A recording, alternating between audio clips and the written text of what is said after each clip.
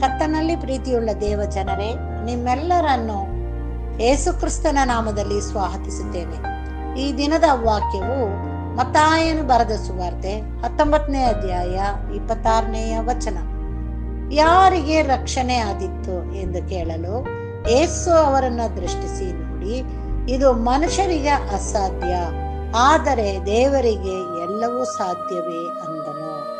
ಹೌದು ಪ್ರಿಯ ಜನರೇ, ಈ ದಿನದ ವಾಕ್ಯಕ್ಕಾಗಿ ಸ್ತೋತ್ರ ಮಾಡೋಣ. ಹೌದು, ನಮ್ಮನ್ನ ರಕ್ಷಿಸಲು ನಮ್ಮ ತಂದೆಯನ್ನು ಬಿಟ್ಟರೆ ಬೇರೆ ಯಾರಿಂದಲೂ ಸಾಧ್ಯವಿಲ್ಲ. ಆತನು ನಮ್ಮ ಪಾಪಗಳು ಎಷ್ಟೇ ಕೆಂಪಾಗಿದ್ದರೂ ಆತನ ರಕ್ತದಿಂದ ನಮ್ಮನ್ನ ತೊಳೆದು ಶುದ್ಧಿಗೊಳಿಸಿ ನಮ್ಮನ್ನ ಹಿಮದಂತೆ ಬೆಳ್ಳಗ ಮಾಡಿ ಆತನು ಮಕ್ಕಳೆಂದು ಎನಿಸಿಕೊಂಡು ಆತನು ತನ್ನ ಅಂಗೈಯಲ್ಲಿ ಚಿತ್ರಿಸಿ ನಮ್ಮನ್ನ ವಿಶೇಷವಾದ ರೀತಿಯಲ್ಲಿ ಹಗಲಲ್ಲಿ ಮೇಘಸ್ತಂಭವು, ಇರುಳಲ್ಲಿ ಅಗ್ನಿಸ್ತಂಭವಾಗಿದ್ದು ಮುಂದೆ ಇರುವಂತ ಎಲ್ಲ ಹಳ್ಳ ದಿಣ್ಣೆಗಳನ್ನು ಅಗಲಿಸಿ ನಮ್ಮನ್ನ ನೀಟಾದ ಮಾರ್ಗದಲ್ಲಿ ನಡೆಸಿ ನಮಗೆ ಪರಲೋಕದ ಆಶೀರ್ವಾದವನ್ನು ದಯಪಾಲಿಸಿ ರಕ್ಷಣೆಯನ್ನು ನೀಡಿ ನಮ್ಮನ್ನು ನಡೆಸುತ್ತಾನೆ. ಹೌದು, ಆತನೊಬ್ಬನಿಂದಲೇ ನಮಗೆ ರಕ್ಷಣೆಯು ಉಂಟಾಗುವುದು.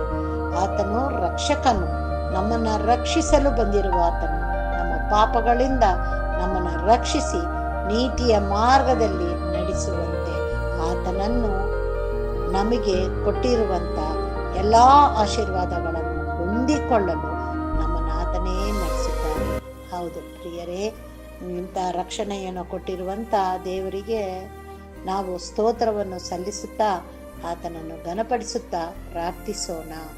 ನಮ್ಮನ್ನು ಬಾಳವಾಗಿ ಪ್ರೀತಿಸುವಂತ ನಮ್ಮ ತಂದೆಯಾದ ದೇವರೇ, ಈ ದಿನಕ್ಕಾಗಿ ನಿನಗೆ ಸ್ತೋತ್ರ. ಕರ್ತನೆ ಕೊಟ್ಟಂತ ಈ ವಾಕ್ಯಕ್ಕಾಗಿ ನಿನಗೆ ಸ್ತೋತ್ರ ಸ್ವಾಮಿ.